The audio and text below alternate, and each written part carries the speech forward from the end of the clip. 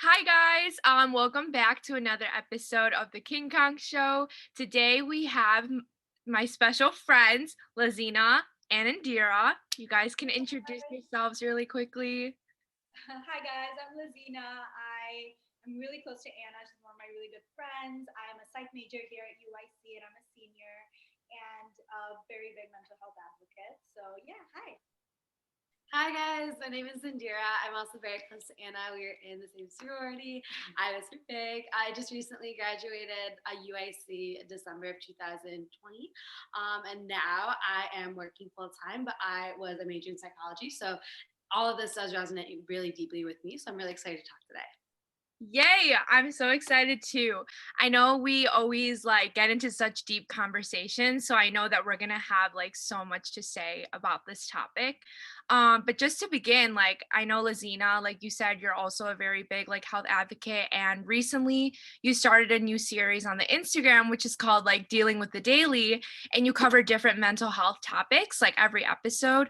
So I guess I just kind of want to know what motivated you to start those series.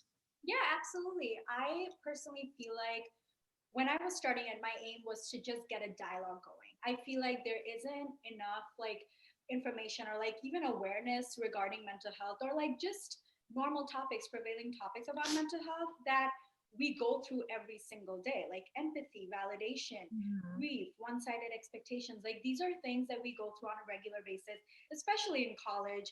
So I feel like there isn't enough information about those things, and just there isn't a good dialogue going about those things. So that's what was going through my head. That's what my aim was when I was starting it, just to get the dialogue going and to spread awareness on these prevailing issues, especially for college students. It's not anything super professional, it's a very casual show. So yeah, I just want to get a dialogue going. No, I think that's super interesting just because I feel like these are topics that, everyone thinks about, but it's not easy to come outside the box and actually talk about the issue because I know you and Indira, you guys got on it and it kind of seems normal because you guys are really good friends too. So it's you guys are comfortable talking about the topic, but I feel like things like validation is not something that you could really just cover with anyone. So I Mhm. guess Indira, how did you also feel when you were filming about that episode with Lazina? Well, Anna, you're so right. With me and Lazina, it was something that we were able to talk about comfortably just because we've talked about it indirectly before. We've had this discussion without formally having this discussion regarding empathy. So, we talk all the time. We're really close. So when it comes to our daily struggles, things we go through every day, just random occurrences, like Lazina said, it's stuff that we deal with every day. So we talk about it all the time. So with her talking about it did come very naturally for me. But I also see your point where I would say empathy looks different for everyone. And that's something I kind of touched base on in the video, but that does make it a little harder to talk about with other types of people just because, for me, empathy and validation looks a certain way. To somebody else, it might look completely different. So I feel like when you are talking to other people about empathy and validation, it's something that you kind of have to adjust and talk with in a different way sometimes. And that's completely okay. It's just kind of a whole part of the discussion. And that's why we wanted to start talking about it. Got to start somewhere. I love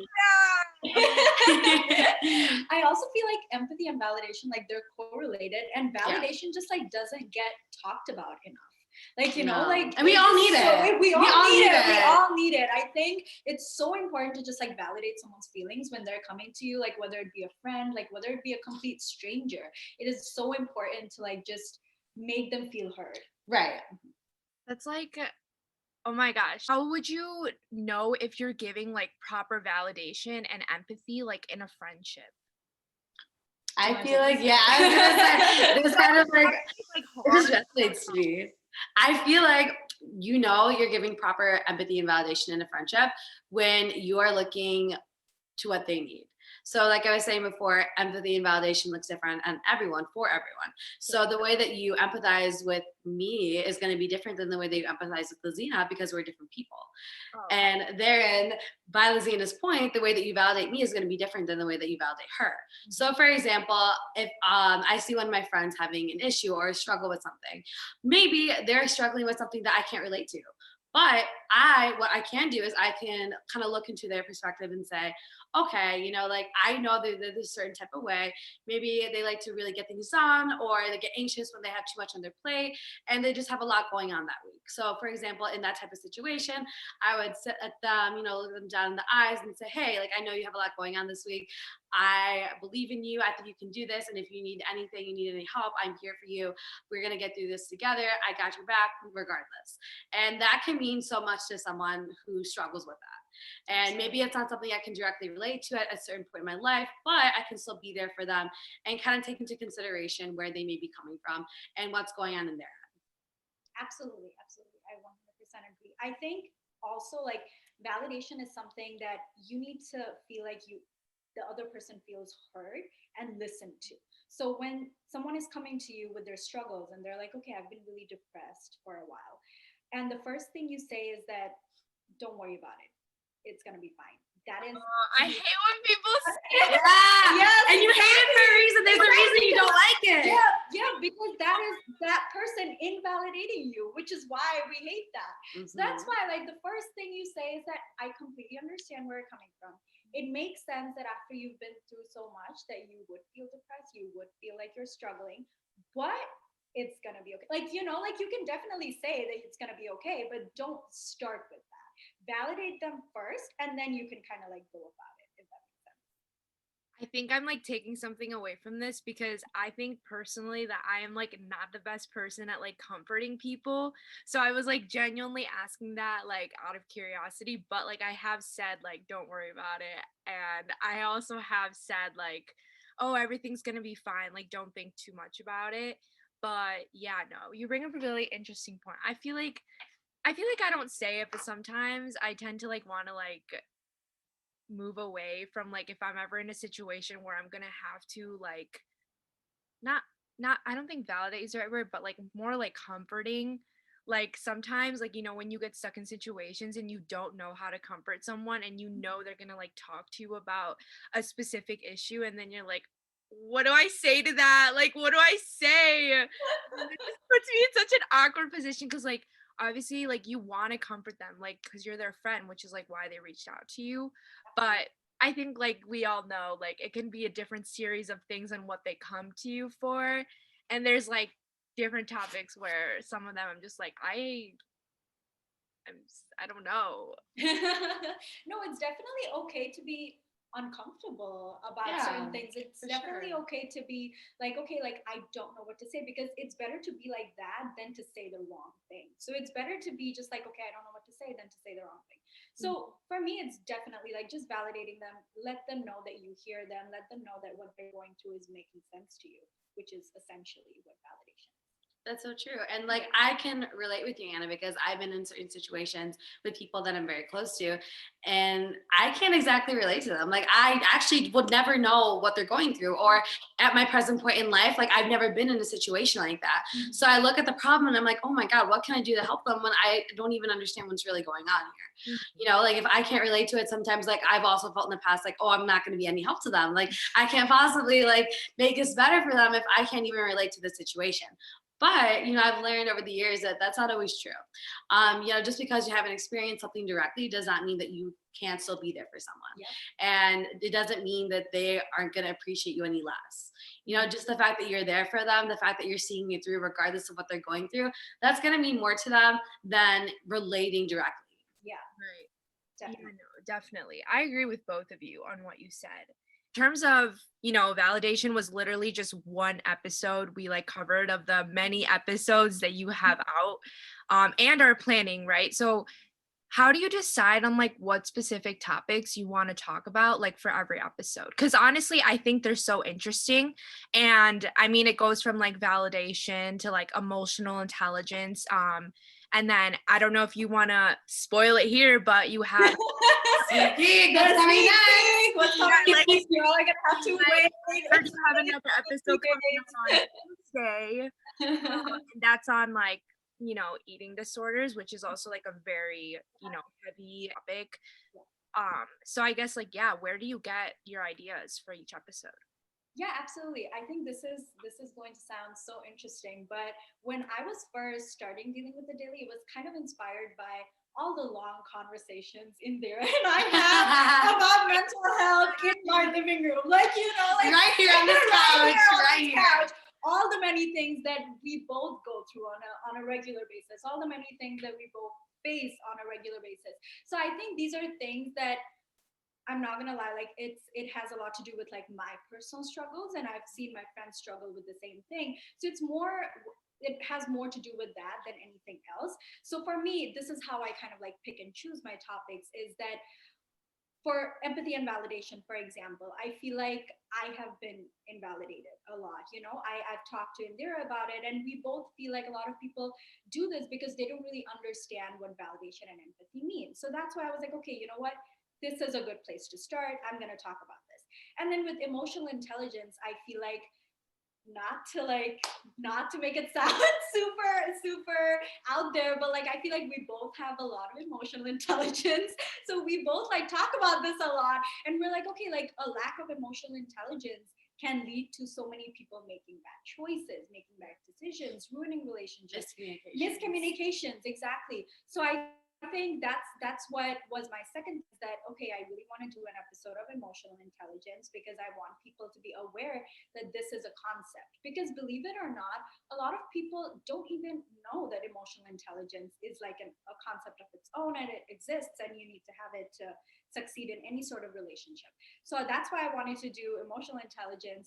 And then my episode with my mom was actually like out of nowhere. I didn't really think I was going to do that, but then I thought that okay, like the relationship with your parent really affects your mental health.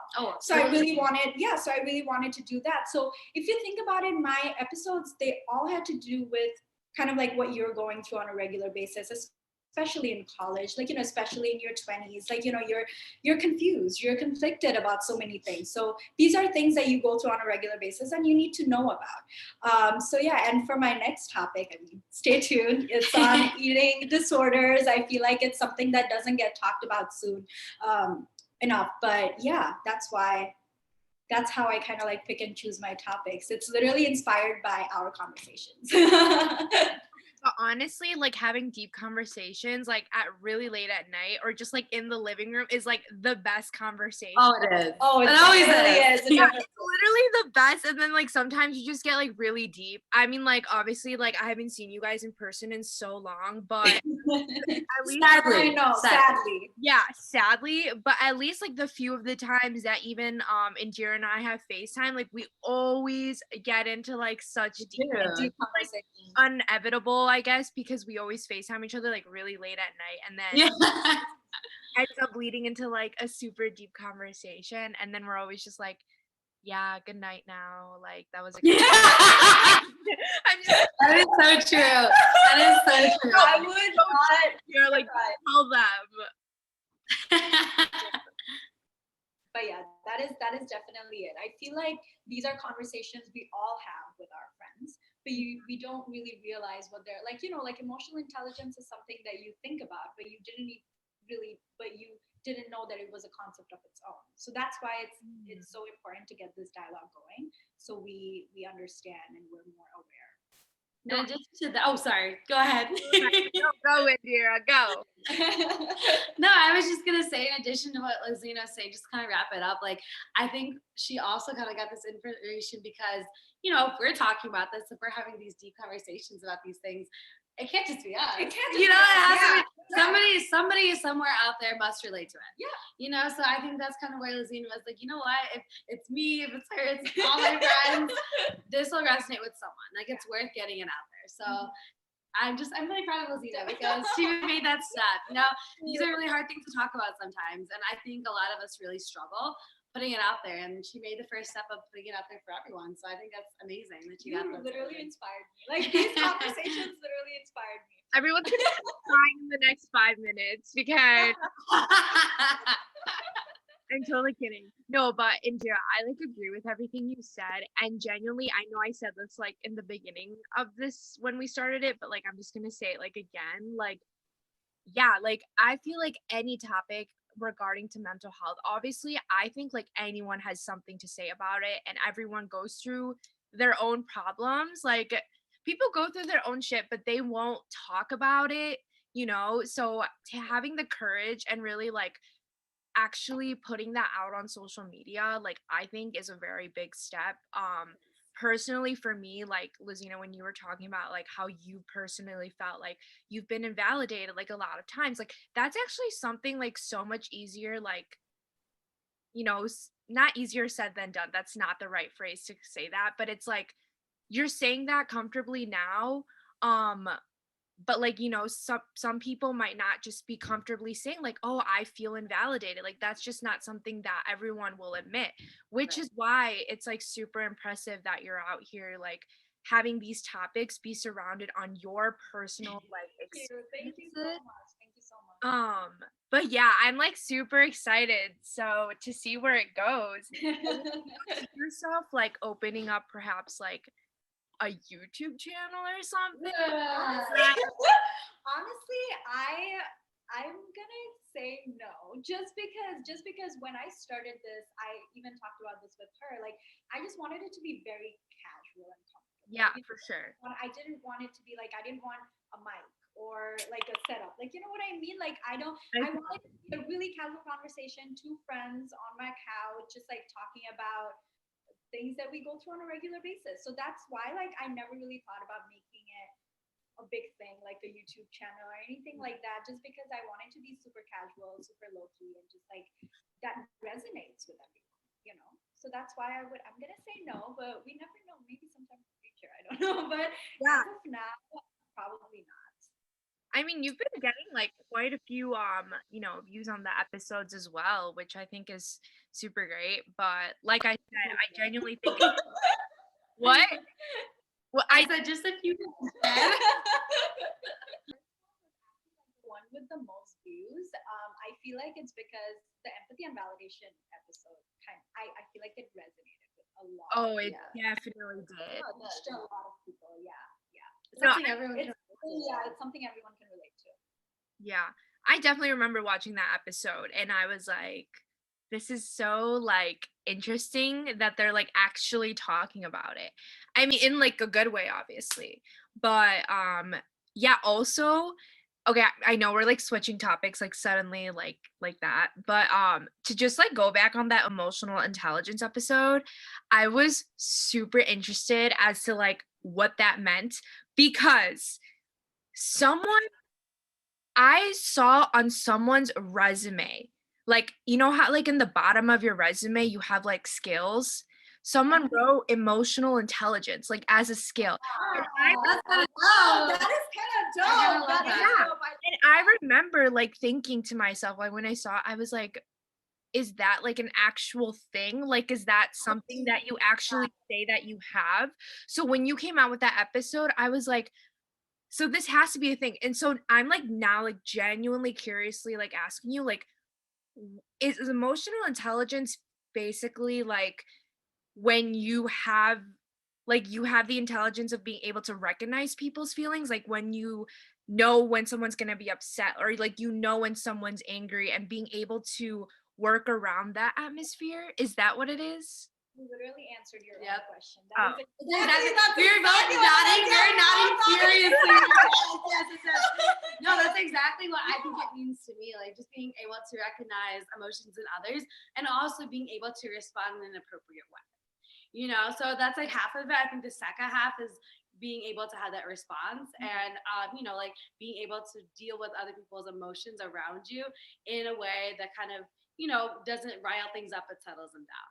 So kind of like in a situation like I think it's really interesting that person put it on their resume because I could think of like in a work situation, like let's say like you're all in a meeting together Yeah. and someone's bringing up new ideas and it's a Zoom call so you can see everyone's faces of course, and someone just doesn't feel like they just don't like it. They just like for some reason they're just like they're not contributing, they're really quiet, they're just like kind of sitting there. So someone with emotional intelligence would say, okay, so and so, what are you feeling? What's going through your head right now? What are your thoughts on this? And they would have an opportunity to get out what they're feeling. They would pick up on that. Yeah, definitely. I 100% agree. I feel like I also saw that a lot of I saw two colleges that actually are offering emotional intelligence as a No course way. right now. Yeah, I was talking to my Wait, friend about it. really? He was telling me that I think it's somewhere in Australia. Like some Wow. schools are like offering emotional intelligence as a course before you go on to work somewhere. It obviously is very recent because right now mental health is such a big issue and like people are talking about it more and more. But yeah, emotional intelligence is like provided, offered as a course now, Wow. which is great because then it, as Indira said, like in a corporation, like at a work setting, like having emotional intelligence is definitely a plus point for you because then you can understand where your coworkers are coming from. You can definitely understand them. You can communicate better with them, and you can be a better team player if you have EQ. And I think that's so important. So I think it's so interesting that you're that someone actually put it That's so on cool. their I think that's so yeah, I think cool. that's No, cool. I just remember like looking at that and I was like, is this like an actual like skill? Like I was just like, I will say it is. Yeah, 1,000%, I would 100%. say it is. Yep. yeah. No, that was definitely interesting though. But yeah, I guess I answered my own question on You did. Yeah. I mean, it sounds fancy. Like it just sounds not fancy, but like, it just sounds like a very big resonating topic too. And yeah, I feel like I haven't really heard much about emotional intelligence to be honest, because I didn't even really know it was like an actual concept. I just thought it was just kind of like hypothetical kind of situation, but clearly not because if you search it up on Google, it's a real concept. Um, That's why but I'm glad that people are talking about it more and more now because Oh, for sure. that's that as I was talking about like the aim of my show, like that is pretty much the aim of my show to just make it known that yes, these things exist and these are real concepts that people should have and go through on a regular basis. like that says a lot. I mean, it's not even just for girls, like it's for guys as well. Like this goes for everyone. Like mental health is for everyone.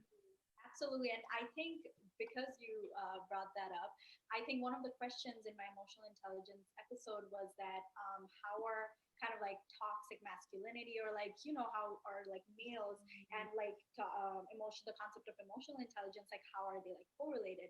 And we said that, toxic masculinity and they're like inversely correlated because like, the more emotional intelligent you are, the less toxic masculinity traits you will have because like males also should have emotional intelligence, like Right. they think that because it's a concept that okay, if you're a strong male, like you don't have to show any emotions, like like it's a really toxic Oh, concept. yeah. Yeah, yeah, yeah, yeah. Yeah, but it's actually, I mean, it's such a problematic concept because it goes for both genders. Like it's not just a girl thing. Like like males are also supposed to have emotional intelligence and they're also supposed to like deal with their emotions and communicate Mhm. their emotions, and it's definitely something that takes away from the toxic masculinity traits. Yeah, it's like when guys say, "Yeah, like I don't cry." Like, like at first I was like, "What are you talking about?" But I'm like, "Oh yeah, like guys always say like, yeah, I don't cry." Like shut up, you cry. Like we all know you cry. Like you probably,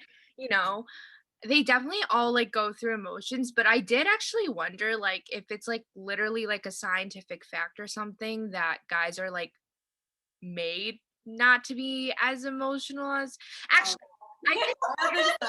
okay, I take that back. Just because like maybe it's just because of that like stigma that people have on like certain men. It's very like false to say that all men like don't cry or something like that. No, absolutely. I think men, I mean, we've talked about this so many times that like men are emotional. They're just, some men are just like too scared to show it. Like, And really, at the end of the day, I never, ever, ever, ever think it's the man's fault. Oh, I think it's yeah. society. I think it's upbringing. I think it's family influence. I think it's a variety of factors, but I don't believe ever that any man should be suppressing their emotions Absolutely. because they're human too. Mhm. Like they're allowed to go through these feelings, they're allowed to feel certain types of ways. And I think, I see it more and more as I've gotten older, as I've experienced more people and more situations. It's kind of sad to say this, but I have seen that girls factor into this as well. Oh, Like yeah. we love to talk about how emotional intelligence and mental health is so important, but there are situations, many that I've seen, in which girls play into this internalized misogyny, and it reflects in them saying, oh well, he's so emotional, he's such a crybaby, like man up, Oh, like Or a like if little they don't girl. cry, he's such a man. Like, Right. yeah. And I think that's very, very toxic as well. So I think it's really interesting toxic. to focus on how women and our society also contribute to this. I think that's really, really sad. We 100%. shouldn't be doing that. If it's mental health for one, it's mental health for all. 100% preach, preach, preach. I think I agree with everything that Indira said. Girls definitely, definitely kind of contribute into this whole like toxic idea of like toxic masculinity and emotional intelligence and men not being emotional and all of that. Dang, that is like just so sad. And when you were talking about that, I was also kind of thinking about how I don't know if it's just me, but I also kind of have a feeling that like, cultural backgrounds also Oh yeah. 100%. Oh, yeah, I know. Yes. yeah, like if you like for instance like like my dad like we come from like a Korean so like Korean American family and like yeah, there's definitely a stigma on how men are supposed to act in Korea. Korea is a very conserved country. People there are very conserved. The culture is very different here from America, and so they have a very like masculine concept, over there. And I mean, I'm not bashing on my own country. Like I also love Asian men. Like, We all do. We all do. We all do. oh yeah, we all do. Point, I was definitely gonna agree with you. Yes, like me coming from South Asia, I'm originally from Bangladesh. So me being from part of the quote unquote brown culture, it's very, very apparent, like in my culture, that men are supposed to be kind of like they're not supposed to show any emotions. They're not supposed to cry. If you cry, you're weak. Like all those stigmas, like it's very prevalent in my culture. So I definitely think that it's a cultural thing as well. Like I know like some of my friends, male friends, like they're afraid to show their emotions even in front of their mom. Right. Because their mothers would be like, no, like you're a guy, like you're not supposed to cry, like which goes on to contribute to that idea of you saying that women also contribute to this because it's I And mean their if own you're mothers too. and their own mothers, That's such a exactly. prevalent point because think about it. You grow up, the person who raised you, the person who brought you into this world Mhm. is saying that you shouldn't cry. Yeah, You're not gonna cry. that's not exactly. No, if that person is telling you that you're less of a man because of it, you're gonna grow up thinking that your whole life. Exactly, which is absolutely true. Which also like goes on to add to the idea that yeah, like it's a very cultural thing, and also like it's a very like females also contribute to this idea of men not having. They're also one of the reasons of men not having emotional intelligence. Dang, men. Some men. I'm sure Not there all, are. not all. Not all. I'm No, sure. yeah, definitely. I mean, like we said, the topic of men is very broad. There's a million. Absolutely. Yeah, no, it's very broad. I mean, same for women. The topic of women are also very broad as well. Yes. You want to make it fair. Oh But yeah. yeah, no, I don't know if this like, kind of leads into something else, but I feel like it also kind of has to do with the toxicness. When we were talking about culture, I was also kind of thinking like, I think culture also has a big factor in like how empathetic or how relationships can be like with parents. Like I personally know that like coming from an Asian family that not Asian families don't typically have the most like lovey-dovey like relationship with their parents. I feel like that also kind of plays a factor, like growing up and like relationships you have and, being able to like feel empathetic. I was just like thinking about that. But yeah, I mean, different cultural backgrounds definitely also have a big play in our mental health at the end of the day. I think that's also something that I don't see a lot of people talking about either, but is definitely one of the most personally interested topics that I would love to converse on someone about, especially, coming from my own cultural background. So, yeah. No, absolutely. I think it's so interesting that you brought it up because I was actually thinking of doing a dealing with a daily episode on culture and Oh, mental you health should. because because Definitely should. I have gone through the exact same thing that you were talking about. Like I have when I remember when I told my family that I was a psych major, a lot of them didn't understand what I was going through Exactly. degree. And I had to explain to them that, okay, I'm going to be a therapist or I'm going to be a mental health advocate or a psychologist. Like, these are all things that you can be. And they were like, but why? Like, do you have to? Like, mental health as a concept didn't, like, a lot of people didn't understand that it was a concept. You know what I mean? So it's definitely something that I think we need to change. Of course, like it is changing now. Like it's a lot better now. Yeah, it's becoming more like Yeah, it's becoming more and more. Yeah, yeah, for sure. But yeah, it's definitely something that I have struggled with being from South Asia. yeah. Throwback to the days when like literally everyone all the parents just wanted you to be like a lawyer or a doctor. Oh Or, yes. like, and then you said like you wanted to go into something else and they're like, yeah, no, absolutely not. Whatever makes the most sense. Yeah, no, because my younger sister, like, I mean, she's in high school now, but this was, I think, when she was in like eighth grade. She did talk about how she was like interested in going into like psychology, and I know my parents were kind of like, out of all the things that you would go into, like, why would you go into mental health? Like, they were like, that's just more like common sense. Like, that's just something that you don't really need to like major in. Like Yeah, you're paying for college and you're gonna pay for like a psychology degree? Like what? Why? But obviously now they know how open the world is, if you will, or I guess like how neutral it is that you don't need to just be like a doctor or a lawyer to be the most successful. There's so many more opportunities in this world now. I mean, yeah, like for instance, like look at social media, like social media blowing up now. I mean, social media has always been blowing up, but it's just becoming more normalized for, children to not necessarily have to go to college or have to get the education. Now it's kind of more about creativity. And I really like and now, like, people don't need to feel embarrassed or obligated to have to get an education if there's something that they genuinely want to pursue. I mean, obviously that's going to be different for every person depending on what you actually want to do with your life and career. But it's just the fact that it's becoming more acceptable for people to have be able to share it.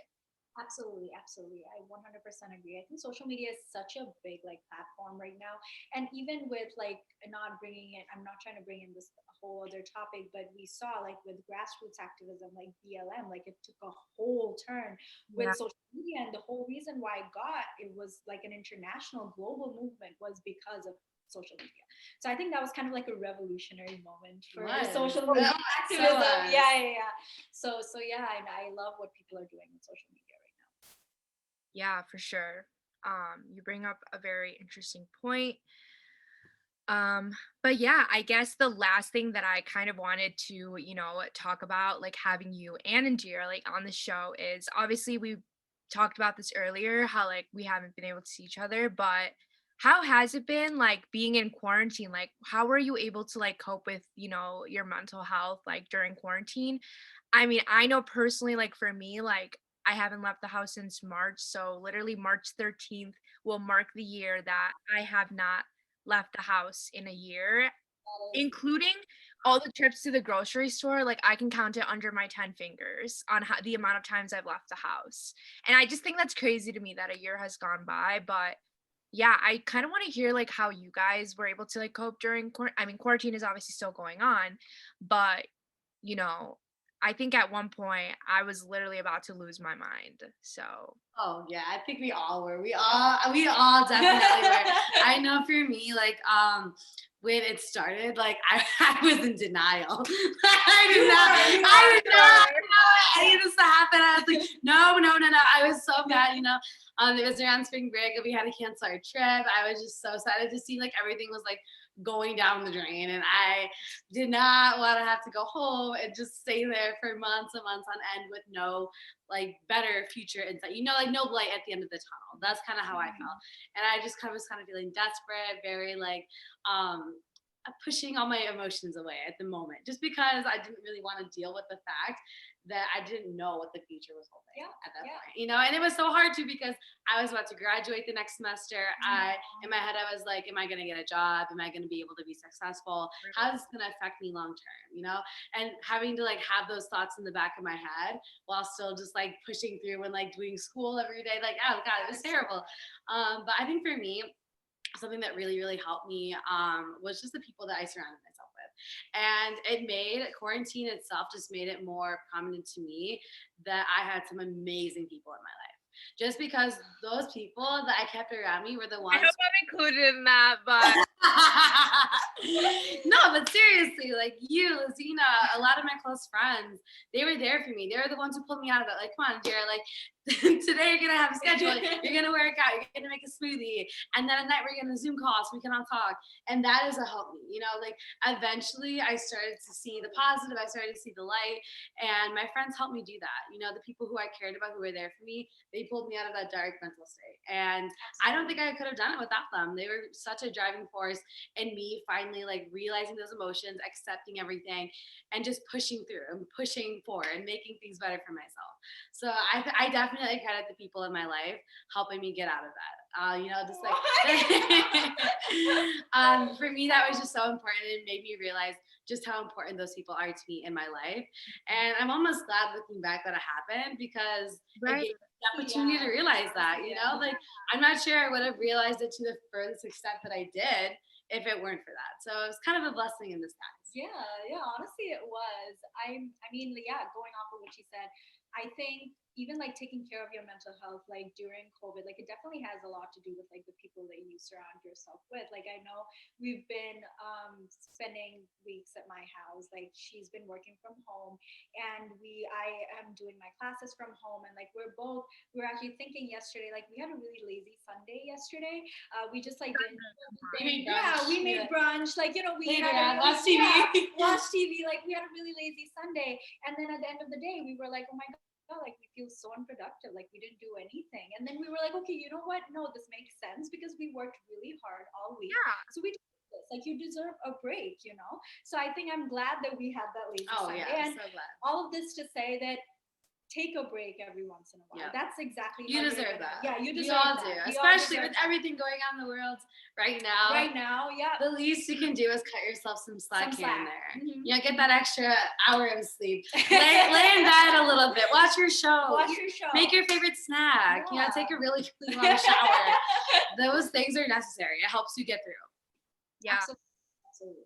I mean, come on, you gotta take a break. Self-care. Yeah, no, self-care for sure. But I agree with you on the fact that I think I'm actually really glad that quarantine happened. I mean, obviously, like there were points I really wanted to leave the house and everything. That is something that I'm grateful for this quarantine. And I mean, I am also trying to get on track on working out, but I'm very lazy. Yeah. I'm a little late on that quarantine glow up. You know, I'm trying, if you will. No, honestly, we're all trying, and I definitely agree that this quarantine has honestly been a blessing in disguise. I agree with what you said. I agree. Brought me so much closer to the people that I need to be closer with. So yeah, I agree. Well, I'm so glad that we had a chance to talk about that. And yeah, I mean, I'm really excited to see what you're going to do with dealing with the daily. And but I do want to say that we're like super thankful for you coming onto the show. And I know you said that, you know, you don't really plan on like putting it on YouTube or anything. I don't know if you'll need any resources, but we want to give you like a $25 gift card, like of your choice. And you can use it, I guess, like, I don't know if you need like props for, you know, you're dealing with the daily, or if you just want to treat yourself to a nice lunch with Indira or whatever you want. I think that's the one I'm gonna pick. Nice lunch with Indira. Nice lunch with Indira. It is just a token of gift for coming on the show and being able to talk about it. And we really like what you're doing with the dealing with the daily. Like I said before, like I think it's really something to applaud for, of, you know, you starting that. And I had a great time talking about, topics of mental health. And, that's obviously something that I don't talk about with friends like every single day.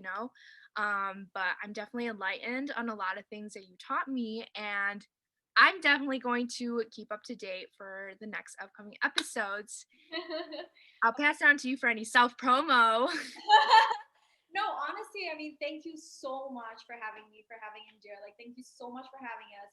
I think the more you talk about mental health, the more aware you are going to be about it. So obviously, like this was great. As for self promo, I mean, I mean, Tune in. honestly, tune in. It's on my Instagram page, and I honestly think that there is something that everyone can take away from that show. So please tune in, and thank you so much for having me, for having us. This was a lot of fun.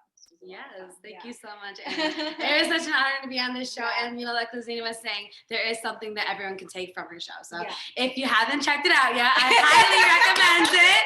At Lazina and Indira and Instagram. Honestly, yes. Go check that shit out. And thank you so much, Anna. Thank you so much. Thank you so much. No, thank you guys. Host. Yeah. Oh my God. Too much pressure. No, I'm joking. I think I just felt really comfortable because, you guys are also such great speakers and, we're really close. So that was a really comfortable conversation that I had. But yeah, that was Lazina and Indira, everyone. Thank you for tuning in. And it was so nice talking to you guys. Thank you. Bye. Bye.